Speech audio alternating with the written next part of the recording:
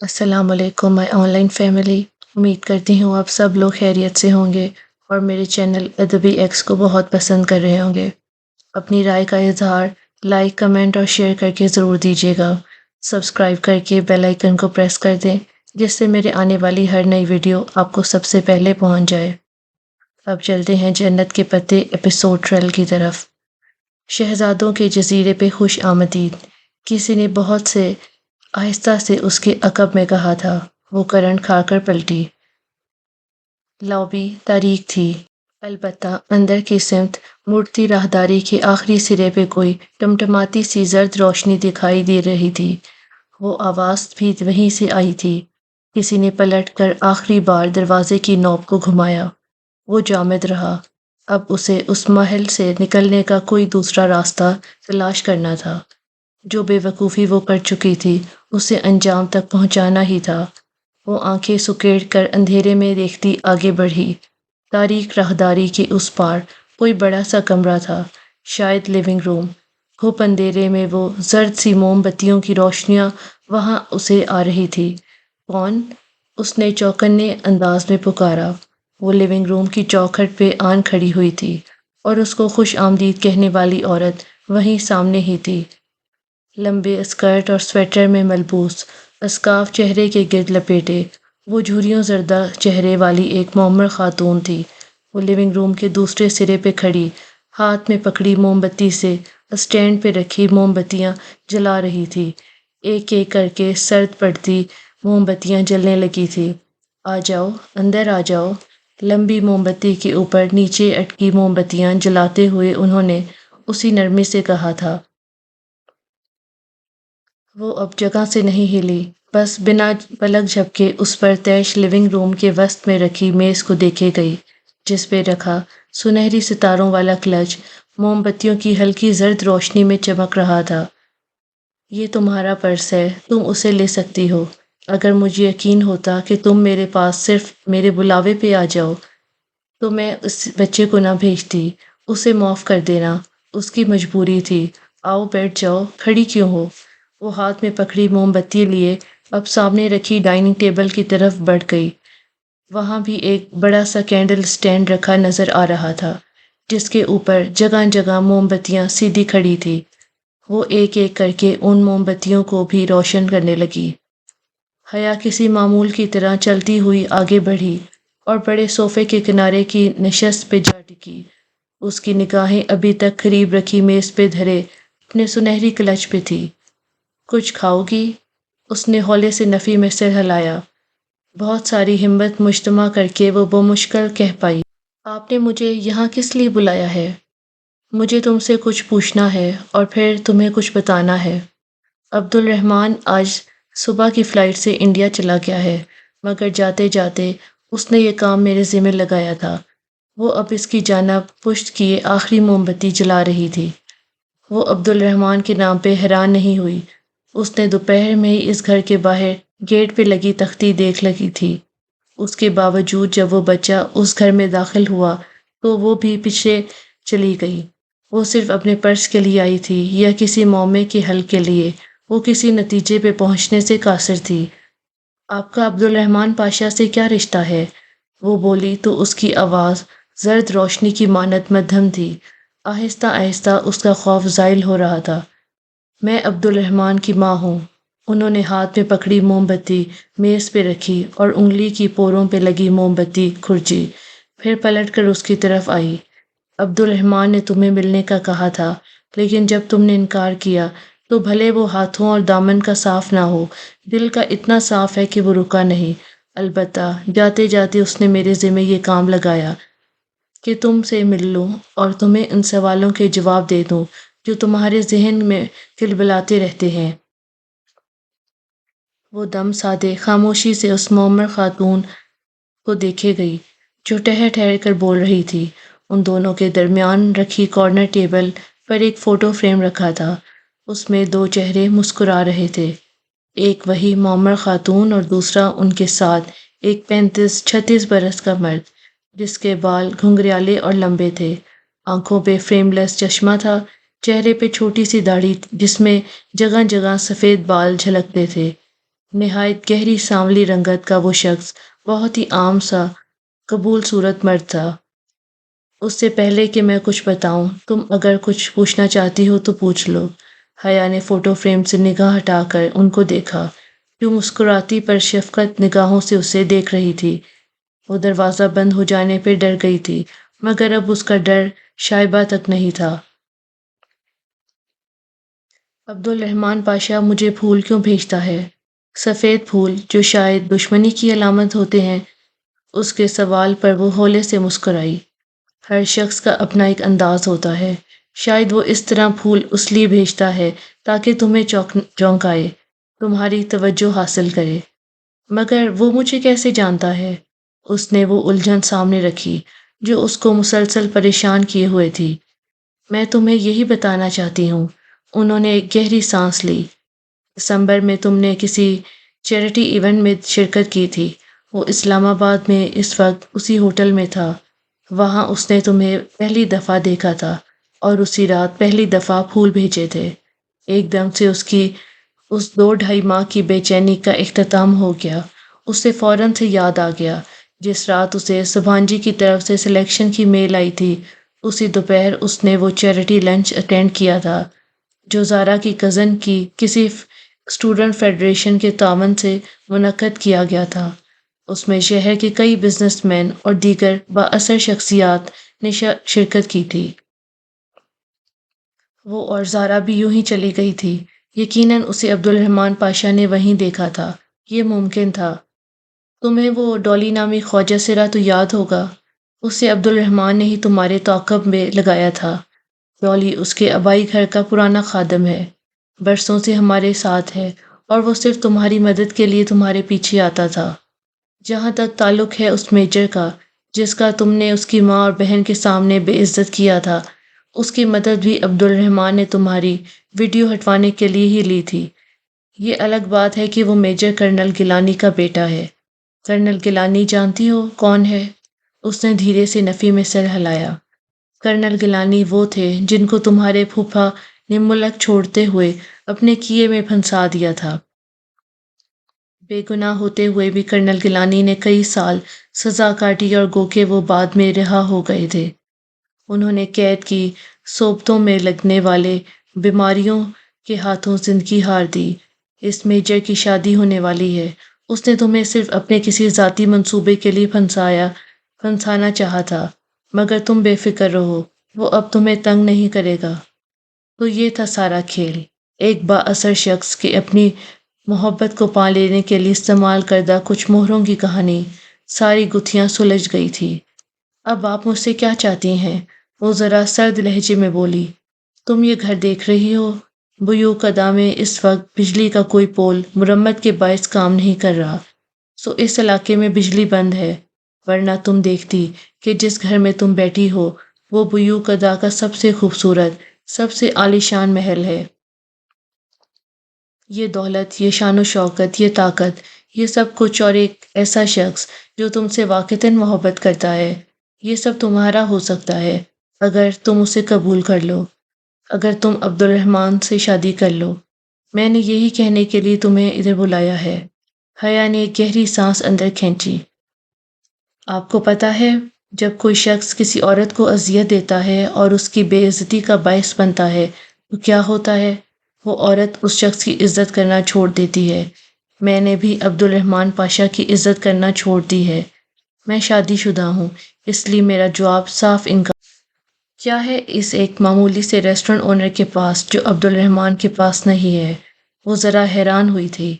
اس کے پاس حیا سلیمان ہے اور عبدالرحمن پاشا کے پاس حیا سلیمان نہیں ہے۔ وہ بہت استہزا سے چبا چبا کر بولی تھی۔ وہ خاتون لاجواب سی خاموش ہو گئی۔ اور اگر وہ نہ رہے تب بھی تمہارا جواب انکار ہوگا؟ وہ ایک دم اندر تک کانپ گئی۔ یہ دھمکی ہے؟ نہیں، محض ایک سوال ہے۔ میرا جواب پھر بھی انکار ہوگا۔ ٹھیک ہے، پھر تم بے فکر ہو جاؤ۔ عبدالرحمن زبردستی کا قائل نہیں ہے، نہ وہ عشق میں جوگ لینے والا شخص ہے۔ وہ آج کے بعد نہ تمہیں فون کرے گا، نہ تمہارا پیچھا کروائے گا، نہ ہی تمہارے راستے میں آئے گا۔ ویسے بھی وہ 2-2.5 ماہ سے قبل انڈیا سے واپس نہیں آ پائے گا۔ اور اس کے آنے تک تم جا چکی ہوگی۔ اس نے مجھ سے کہا تھا کہ اگر تمہارا جواب انکار ہو میں تمہیں اس چیز کی گارنٹی دے دوں کہ وہ تمہیں اب کبھی پریشان نہیں کرے گا۔ تم جا سکتی ہو۔ آخری فیری 8 بجے نکلے گی۔ اگر تم چاہو تو ٹکٹ کے پیسے… بہت شکریہ، میرے پاس پیسے ہیں۔ اس نے اپنا کلچ اٹھایا اور تیزی سے اٹھی۔ سنو، تم اچھی لڑکی ہو، کبھی دوبارہ بیوک ادا نہ ہو تو ادھر ضرور آنا، مجھے تم سے مل کر خوشی ہوگی۔ مگر مجھے نہیں ہوگی۔ وہ واپس پلٹ گئی۔ نیم تاریک راہداری کے دوسرے سرے پہ بنے دروازے کا نوب اس نے گھمایا تو وہ کھل گیا۔ وہ دروازہ کھول کر باہر آ گئی۔ پتھر بن جانے کے خوف سے اس کے پیچھے مڑ کر نہیں دیکھا۔ باہر شام کی نیلگو روشنی ڈوب رہی تھی، ہر سو اندھیرے اچھانے لگیا تھا۔ وہ دروازہ بند کر کے آگے روش پہ آئی۔ اسی پل باہر سے کسی نے سفید گیٹ کھولا۔ نیم اندھیرے میں بھی اسے وہ دونوں صاف نظر آ رہی تھی۔ وہ ترک میں باتیں کرتی، ہاتھ میں ہاتھ ڈالے چلی آ رہی تھی۔ وہیں گہرے جامنی فراک والی بچی اور بھورے اسکارف والی بڑی لڑکی جس کے بازو میں جنگلی پھولوں سے بھری وہ مگن سی بچی کا ہاتھ تھامے چلی آ رہی تھی۔ اسے سامنے سے آتا دیکھ کر ٹھٹک کر رکی۔ حیا تیز قدموں سے چلتی آگے بڑھ گئی۔ بھورے اسکارف والی لڑکی رک کر گردن موڑے اسے جاتے دیکھے گئی۔ بچی نے اسے جھنجھوڑا تو وہ چونکی، پھر سر جھٹک کر اندر کی طرف جاتے آبنوسی دروازے کی جانب بڑھ گئی۔ حیا تیز قدم اٹھاتے ہوئے سڑک کے کنارے چل رہی تھی۔ سمندر کی طرف سے آتی ہوا مزید سرد ہو چلی تھی۔ نیل کو سیاہ پڑتی شام دم توڑ جب تک وہ واپس بندرگاہ پہ پہنچی، شام اندھیرے میں بدل چکی تھی۔ تاریک رات، ویران سمندر، پراسرار جزیرہ۔ اس کا دل چاہ رہا تھا کہ کوئی محفوظ جگہ ملے تو وہ پھوٹ پھوٹ کر رو دے۔ ابھی تو وہ رونے کی ہمت بھی نہیں کر پا رہی تھی۔ رات کو فیری کتنے بجے آئے گی؟ اس نے ٹکٹ کی کھڑکی سے جھانکتے آفیسر سے پوچھا۔ اس کا موبائل جہان ساتھ لایا تھا مگر وہ واپس نہیں لے سکی تھی، اور جہان اور ڈی جے کے موبائل نمبرز اسے زبانی یاد نہیں تھے، ورنہ کہیں سے کال کر لیتی۔ وہ چلے گئے ہوں گے اور کتنے پریشان ہوں گے وہ اندازہ 8 بجے۔ ٹکٹ چیکر نے جواب دیتے ہوئے بغور اسے دیکھا، پھر ساتھ رکھا کاغذ اٹھا کر دیکھا۔ آر یو حیا سلیمان، پاکستانی ٹورسٹ؟ اس نے کہنے کے ساتھ وہ پرنٹ آؤٹ اس کے سامنے کیا جس میں اس کی اور ڈی جے کی آج دوپہر کی کھینچی تصویر پرنٹ کی گئی تھی۔ یس آئی ایم۔ میری فیری نکل گئی تھی؟ کیا میرے فرینڈز ادھر ہی ہیں؟ فرتے جذبات اس کی آنکھیں ڈبڈبا گئی تھی۔ اس نے سوچ بھی کیسے لیا کہ وہ اسے چھوڑ چلے گئے ہوں گے۔ Police station, come to police station. اور جب وہ پولیس آفیسرز کے ہمراہ پولیس اسٹیشن پہنچی تو اندرونی کمرے میں اسے وہ دونوں آئے، جبکہ جہان انگلی اٹھائے درشتی سے سامنے بیٹھے آفیسر سے کچھ کہہ رہا تھا۔ آفیسر جواباً نفی میں سر ہلاتے ہوئے کچھ کہنے کی صحیح کر رہا تھا مگر وہ نہیں سن رہا تھا۔ چوکھٹ پہ آہٹ ہوئی تو وہ بولتے بولتے رکا اور گردن موڑی۔ وہ بھیگی آنکھوں سے دروازے پہ کھڑی تھی۔ اس کی اٹھی انگلی نیچے گر گئی، لب بھینچ گئے۔ ایک دم ہی وہ کرسی کے پیچھے سے نکل کر اس کی جانب آیا۔ کدھر تھی تم؟ اس کی آنکھوں سے ٹپ ٹپ آنسو گرنے لگے۔ میں کھو گئی تھی، وہ بچہ میرا پرس لے کر بھاگا تو آدھے بیوق ادا نے تمہیں اس کے پیچھے بھاگتے دیکھا۔ عقل نام کی چیز ہے بھی تم میں یا نہیں؟ ایک پرس کے لیے تم اس کے پیچھے بھاگی؟ فیری چھوٹ جائے گی یا وہ تمہیں کوئی نقصان نہ پہنچا دے، تمہیں اس بات کا کوئی خیال تھا؟ وہ غصے سے چلایا۔ کیوں نہ بھاگتی میں اس کے پیچھے؟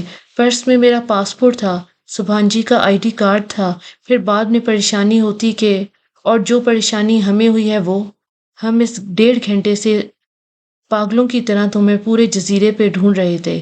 جانتی ہو ہماری حالت کیا تھی؟ ڈی جے جو اس کے چلانے کے باعث رک گئی تھی اب آگے بڑھی اور اس کے گلے لگ گئی۔ حیا تم بالکل پاگل ہو۔ اس کی آنکھیں رونے سے متورم تھی اور وہ دونوں پھر رونے لگی تھی۔ حد ہوتی ہے غیر ذمہ داری کی، آئندہ میں تم دونوں کے ساتھ کہیں نہیں جاؤں گا۔ وہ بھنا کر کہتا واپس پولیس آفیسر کی جانب پلٹ گیا۔ وہ ابھی تک روئی جا رہی تھی۔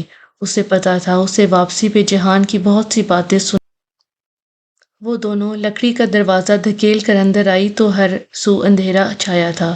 लिविंग रूम से टमटमाती जर्द रोशनी झांक रही थी। आने उसने जंगली फूलों की टोकरी लॉबी में रखे स्टैंड पे धरी और बच्ची का हाथ थामे लिविंग रूम की तरफ आई। सोफे वे सोफे पे वो मुअम्मर खातून उसी तरह बैठी थी। उनके हाथ में चंद नोट थे जो वो गिनकर अलहदा कर रही थी। साथ ही वो लड़का खड़ा उन नोटों को देख रहा था। अस्सलाम वालेकुम आने, कैसे हो अब्दुल्ला? उसने बच्ची की उंगली छोड़ दी और कंधे से पर्स की स्ट्रिप उतारते हुए बड़ी मेज की तरफ आई। मैं ठीक हूँ आयशे। लड़के ने मोमर खातून के बढ़ाए गए नोट पकड़े, गिने और बाहर भाग गया। वो बकिया नोट वापस पट बिजली वाला पोल ठीक हुआ? बटवा बंद करते हुए उन्होंने पूछा। वहां बंदे काम कर तो रहे हैं, अभी गली में दाखिल होते हुए हमने देखा था। अब्दुल्ला क्यों आया था? वो मेज के साथ खड़ी अपना पर्स खोलती कह रही थी। मेरा काम था। उन्होंने बच्ची का हाथ थामते हुए सरसरी सा जवाब दिया, जो अब उनके साथ सोफे पे आ बैठी थी। काम भी था और आने ने उसे पैसे भी दिए। आयशे गुल, तुमने देखा वो सुबह कुरान पढ़ने कब से नहीं आया? रोज बहाने बना देता है। बच्ची नाक सिकोड़ती कह रही थी।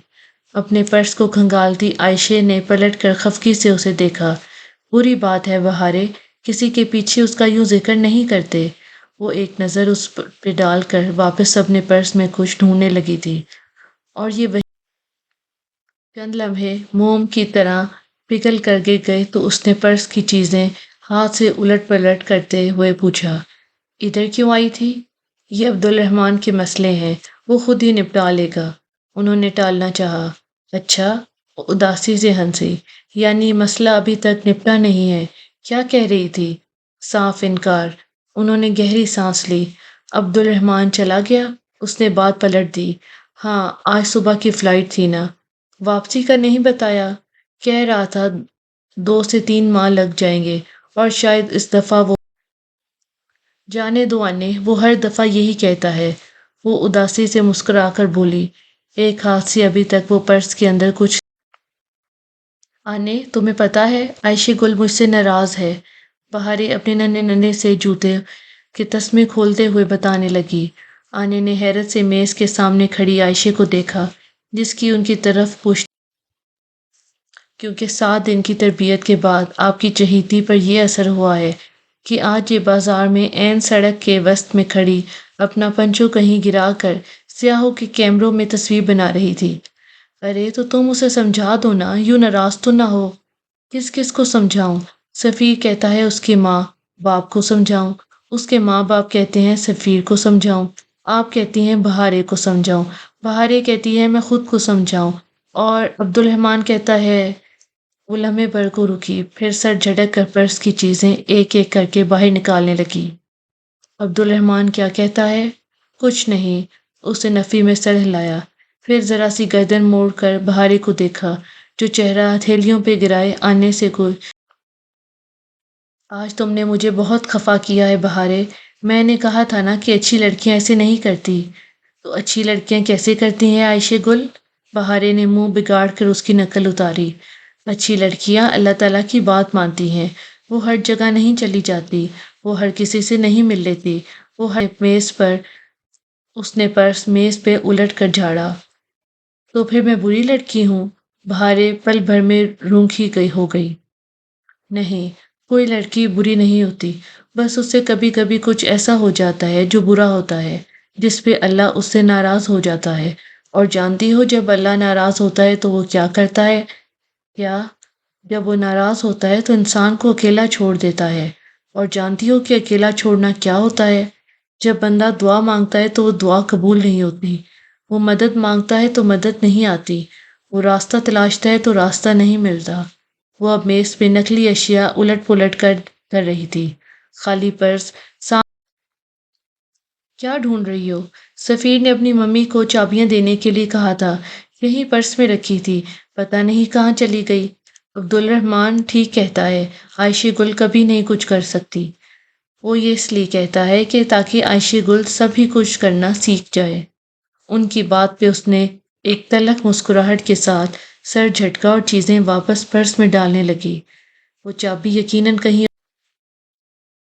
آنے والے چند دنوں میں پڑھائی کا بوجھ ذرا بڑھ گیا اور کلاسز کا شیڈیول پہلے سے سخت ہو گیا، تو وہ دونوں ٹیسٹ تیار کرنے اور دینے میں ایسی مصروف ہوئی کہ کہیں آ جا نہیں سکی۔ وہ وسط مارچ کے دن تھے، استنبول پہ چھایا قہر ٹوٹ رہا تھا اور بہار کی رسیلی ہوا ہر سو گلاب اور ٹیولپس کھلا رہی تھی۔ اب صبح سویرے گھاس پہ برف کی جمی سفید تہ نظر نہیں آتی تھی اور سبھانجی کا سبزہ اپنے اصل رنگ میں لوٹ رہا تھا۔ ایسے ہی ایک دن ان دونوں نے ٹاپ کپی پیلس میوزیم جانے کا پروگرام بنایا، مگر اسی وقت ہالے آ گئی۔ اس کے پاس کوئی دوسرا پروگرام تھا۔ میلو کینٹ میں میلاد ہو رہا ہے، چلو گی؟ کیوں نہیں، اس بہانے تھوڑا سا ثواب ہی کما لیں گے، ورنہ میں نے اور حیا نے ایسے تو کوئی نیکی کرنی نہیں ہے۔ ڈی جی اپنا بیگ بند کرتے ہوئے بولی۔ ویسے ربیع الاول ختم ہو چکا ہے یا ہونے والا ہے؟ ہو چکا ہے، مگر یہ اسٹوڈنٹس کا میلاد ہے اور پڑھائی کے باعث ملتوی ہوتا جا رہا تھا، اس لیے اتنا لیٹ کیا۔ میلاد میں درس دینے والی لڑکی اونچی چوکی پہ بیٹھی تھی۔ سامنے رکھی چھوٹی میز پہ کھلی کتاب سے پڑھ کر وہ ترک میں درس دے رہی تھی۔ ساتھ ہی وہ ایک شرمندہ نگاہ سامنے دیگر لڑکیوں کے ساتھ بیٹھی حیا اور جو سروں پہ دوپٹے لپیٹے بہت توجہ سے درس سن رہی تھی۔ مدرس لڑکی سخت شرمندہ تھی۔ حاضرین کی انگریزی اچھی نہیں تھی، اس لیے اس کی مجبوری تھی کہ اسے ترک میں درس دینا پڑ رہا تھا، اور اسے یقین تھا کہ بظاہر بہت توجہ اور غور سے سنتی پاکستانی ایکسچینج اسٹوڈنٹ کو سمجھ کچھ نہیں آ رہا۔ درس ختم ہوا تو وہ لڑکی ان کی طرف آئی اور بہت معذرت خواہانہ انداز میں ان کو دیکھا۔ آپ کی سمجھ میں تو کچھ نہیں آیا ہوگا۔ لے، سمجھ کیوں نہیں آیا؟ ڈی جے نے ناک سے مکھی اڑائی۔ پہلے آپ نے حجر اسود کو چادر پہ رکھنے والے واقعہ بتایا، پھر غار حرا، وحی، مسلمانوں کی ابتدائی تکالیف، حضرت ابو بکر صدیق رضی اللہ عنہ، ابو جہل بنی ہشام کی گستاخیاں، حضرت عمر رضی اللہ تعالیٰ عنہ کا قبول اسلام، ہجرت مدینہ، پھر غزوہ بدر۔ لڑکی نے بے یقینی سے پلکیں جھپکائی۔ آپ کو ترک آتی ہے؟ ترک نہیں آتی، مگر اپنی ہسٹری ساری سمجھ آتی ہے، وہ جواباً ہنس کر بولی۔ ترک اردو جیسی ہی لگتی ہے، اور واقعتاً وہ صحابہ کرام رضی اللہ تعالیٰ عنہ کے اسماء کے بارے۔ شکریہ شکریہ، وہ اتنی خوش ہوئی کہ اس کا چہرہ گلابی پڑ گیا۔ میلاد ختم ہوا تو ہالے کی امی کا فون آ گیا۔ انہیں کوئی ضروری کام تھا، سو ہالے نے ان کے ساتھ آگے جانے سے معذرت کر لی۔ اب انہیں ٹاپ کپی پیلس اکیلے جانا تھا۔ بس وہ ٹاکسم اسکوائر پہ بس سے اتری تو حیا نے اسے تسلی دی۔ ڈی جے ہنس دی۔ پھر بھی تیسرے کو ساتھ لینے میں کیا حرج ہے؟ وہ استقلال اسٹریٹ کی جانب مڑی تو قدم خود بخود برگر کنگ کی جانب اٹھنے لگے۔ وہ چلے گا ہمارے ساتھ؟ اس روز کتنا غصہ کیا تھا اس نے، یاد ہے؟ وہ اس کے لیے کہ تمہیں ڈھونڈتے ہوئے وہ بہت فکر مند اور پریشان ہو گیا تھا، مگر اب تھوڑا سا۔ استقلال اسٹریٹ ویسے ہی رش سے بھری تھی۔ وہ دونوں بازو میں بازو ڈالے تیز تیز چل رہی تھی۔ یہ ان کی دوستی کی علامت ہرگز نہیں تھی، بلکہ اسٹریٹ کی جیب کتروں سے بچاؤ کے لیے وہ اپنے ملے ہوئے کندھوں سے پرس لٹکاتی تھی تاکہ چھینے نہ جا سکیں۔ حیا تو اس واقعے کے بعد بہت محتاط ہو گئی تھی۔ اب بھی اس نے اپنے سفید کوٹ کے اوپر پرس یوں ڈال رکھا تھا کہ بائیں کندھے سے اسٹرپ گزار کر دائیں پہلو سے پرس لٹک رہا تھا۔ بال کھلے تھے اور دوپٹہ گردن کی طرف لپٹا تھا۔ ڈی جے نے بھی اسی طرح شلوار قمیض پہ سیاہ لمبا کوٹ پہن رکھا تھا۔ اشتہزاء انگیز سی مہک سارے ماحول میں پھیل رہی تھی۔ وہ دونوں آگے پیچھے چلتے ہوئے کچن کی طرف کھلتے دروازے کی طرف آئی۔ سامنے طویل سا کچن تھا۔ ادھر ادھر ایپرن اور ٹوپیاں پہنے دو چار افراد آ جا رہے تھے۔ ایک سلیب کے ساتھ وہ بھی کھڑا تھا۔ جینز اور شرٹ پہ سفید ایپرن پہنے، ہاتھ میں بڑا ٹوکا لیے وہ کٹنگ بورڈ پہ رکھے گوشت سے بڑے بڑے ٹکڑوں کو کھٹا کھٹ کاٹ رہا تھا۔ گڈ مارننگ مینیجر، دونوں نے چوکھٹ پہ کھڑے ہو کر بآواز بلند پکارا تو اس کا تیزی سے چلتا ہاتھ رکا۔ اس نے گردن اٹھا کر انہیں دیکھا، پھر سر سے پاؤں تک ان کا جائزہ لیا۔ دونوں جاگرس پہنے، پھولے ہوئے ہینڈ بیگز اٹھائے ہوئے تھی۔ حیا کے ہاتھ میں کیا ہوا استنبول کا نقشہ تھا اور ڈی جے کے ہاتھ میں گائیڈ بکس۔ Good morning. وہ واپس گوشت کی طرف متوجہ ہوا اور دوسرے ہاتھ میں ایک چھوٹی سی اسٹینڈ پہ لگی تختی اٹھا کر سامنے کاؤنٹر پہ پٹک کر رکھی۔ اس پر لکھا تھا "I am busy, do not disturb". پھر حیا وہیں چوکھٹ کے ساتھ ٹیک لگائے بازو سینے پہ لپیٹ زیر لب مسکراتے ہوئے اسے دیکھنے لگی، جبکہ ڈی جے "ہم ٹاپ کپی پیلس جا رہے ہیں"، ختیجہ نے کاؤنٹر کے سامنے آ کر اطلاع دی۔ "استقلال اسٹریٹ سے باہر نکلو، ٹاکسم سے میونسپلٹی بس پکڑو، وہ پہنچا دے گی"۔ وہ سر جھکائے ایک ہاتھ سے گوشت کا ٹکڑا پکڑے دوسرے سے کھٹ کھٹ چھرا چلا رہا تھا۔ "مگر ہمیں ایک ہینڈسم گائیڈ بھی چاہیے"۔ "ہینڈسم گائیڈ ابھی مصروف ہے، کسی غیر ہینڈسم گائیڈ سے رابطہ کرو"۔ ڈی جے نے پلٹ کر حیا کو دیکھا۔ اس نے مسکراتے ہوئے شانے اچکا دیے۔ وہ واپس جہان کی طرف گھومی۔ "تو آپ ہمارے ساتھ نہیں چلیں گے"؟ "بالکل بھی نہیں۔ تم میں سے کوئی پھر ٹاپ کپی کے قلعے میں گم ہو جائے گی اور میرا پورا دن برباد ہوگا۔ ایک دفعہ پھر سوچ لیں"۔ "لکھ کر دے دوں"، وہ کہتے ہوئے ٹکڑوں کو ایک طرف ٹوکری میں رکھنے لگا۔ اس "اچھا ایک بات بتائیں، استقلال اسٹریٹ میں جیب کترے ہوتے ہیں نا"؟ ڈی جے نے اس کے سلور اسمارٹ فون کو دیکھتے ہوئے کہا، جو قریب ہی چارجنگ پہ لگا تھا۔ "ہاں"، فون اچکا۔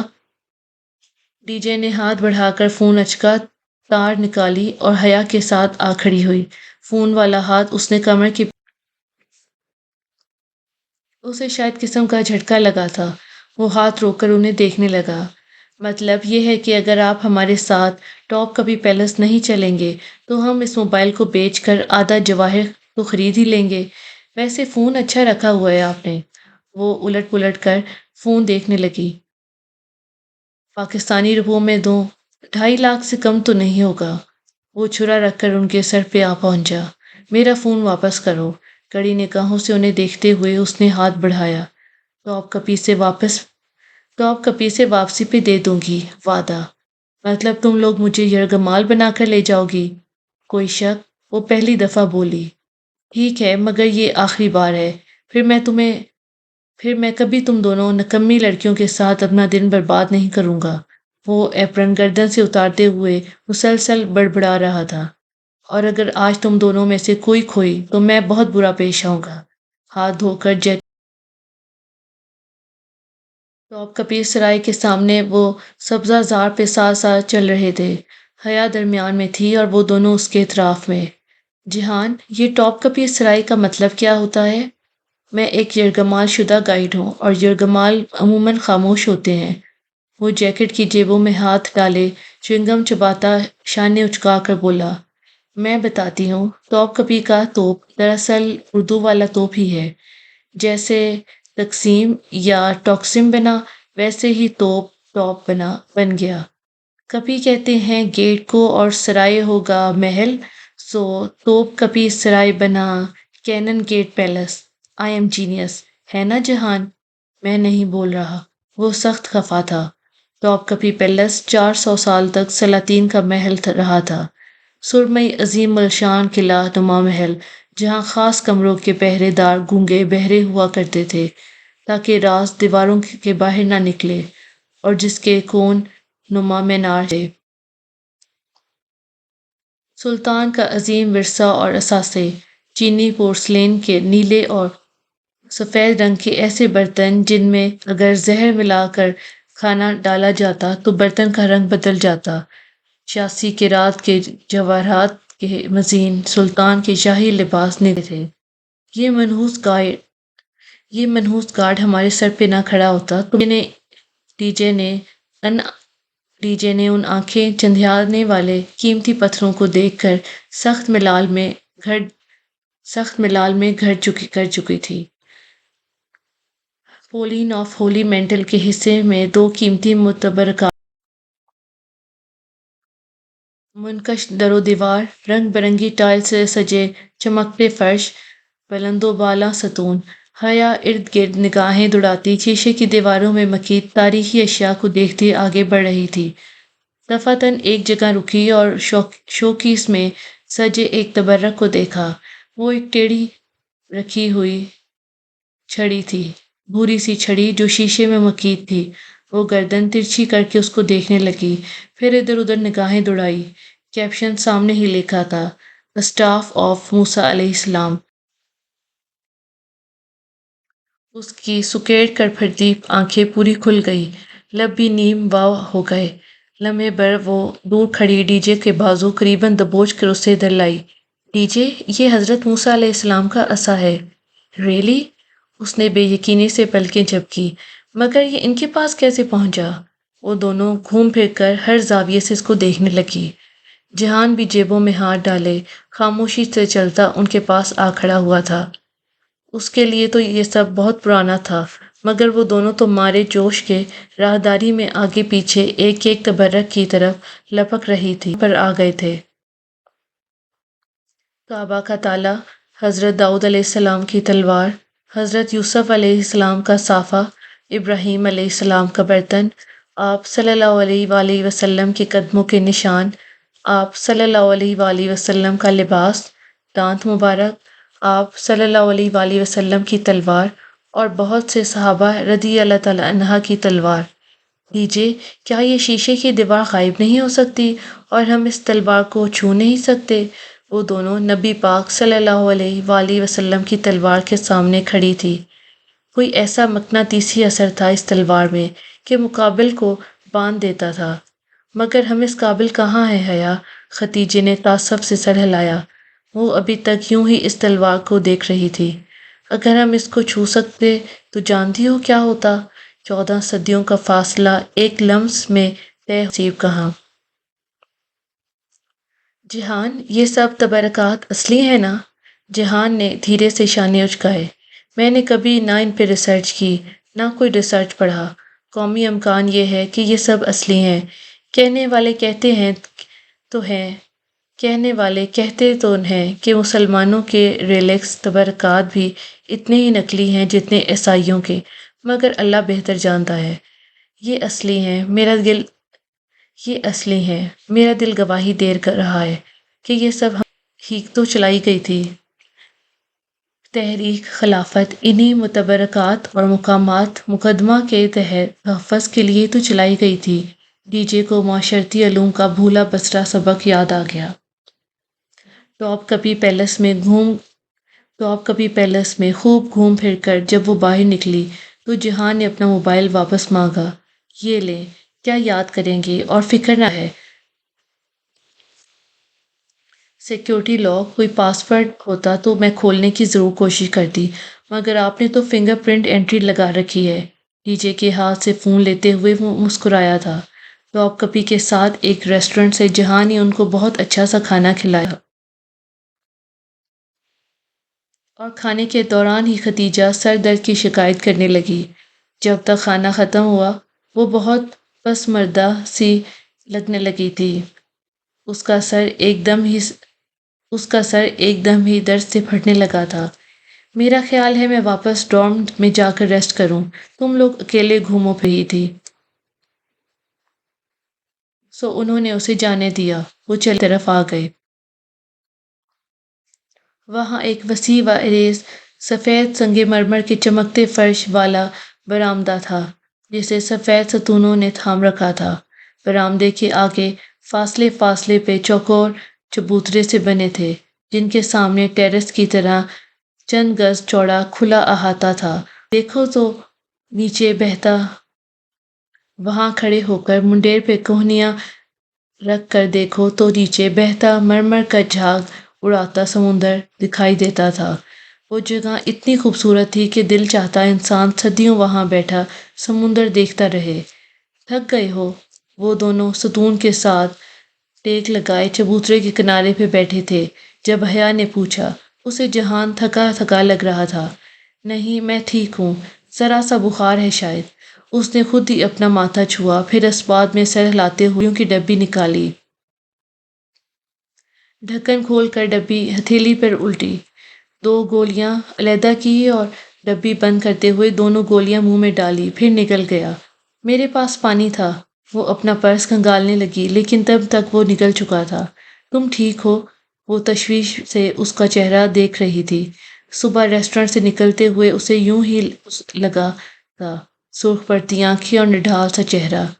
بس میں نے دیکھ لیا سمندر، اب واپس چلتے ہیں، تمہیں جا کر ریسٹ کرنا چاہیے۔ گھر جاتے جاتے گھنٹہ لگ جائے گا، میں نے ابھی دوائی لی ہے، اس کا اثر ہونے میں ذرا وقت لگے گا، ابھی یہیں بیٹھتے ہیں، وہ نفی میں سر ہلاتے کہہ رہا تھا۔ چند لمحے خاموشی سے بیت گئے، ان چبوتروں پہ دور دور تک ٹولیوں کی صورت میں سیاح بیٹھے نظر آ رہے تھے۔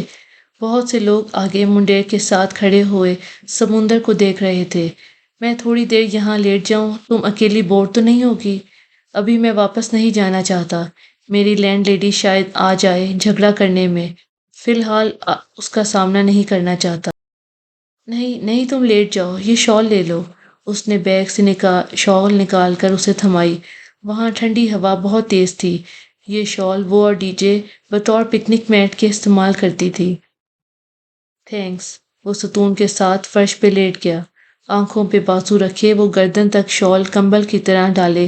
کب سو گیا اسے پتا نہیں، بہت سردی لگ رہی تھی۔ وہ اس سے ایک زینہ نیچے آ بیٹھی تھی۔ ہر چند لمحے بعد وہ گردن موڑ کر اوپر لیٹے جہان کو دیکھ لیتی تھی۔